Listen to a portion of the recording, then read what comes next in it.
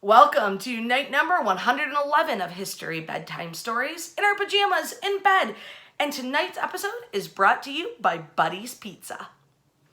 Tonight we're talking about the Great Fire of 1805. And it has to be said that almost every major American city at some point in the late 17 or early 1800s had a Great Fire. Chicago had multiple fires. Boston, New Orleans, New York, all burned. And that was largely because the basic building materials of the time were wood, stone, moss, peat, hay, straw, fibers. It was a kindling box. So when a fire started, you never really had small fires. These fires would grow, they would catch connecting houses or buildings, and they would rapidly spread and destroy entire cities.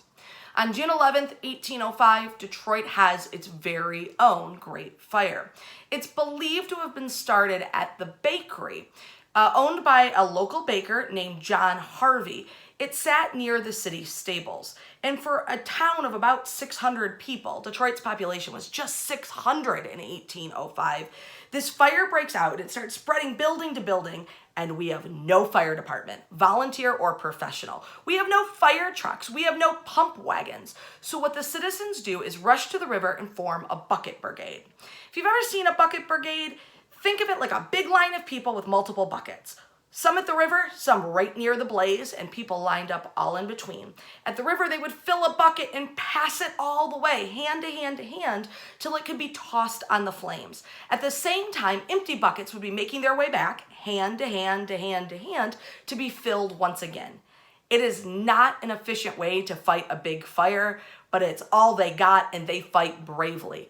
Absolutely amazingly, no one is killed. Zero, goose egg, nobody is killed during the Great Fire of 1805, but every building in town is lost, with the exception of some stone chimneys. The whole house would be lost around it, but the stone chimney would stay standing. And St. Anne's du Detroit Catholic Church, as well as one little tiny storehouse made of rock near the river, which ironically had been emptied the day before, so that survived, but nothing was in it.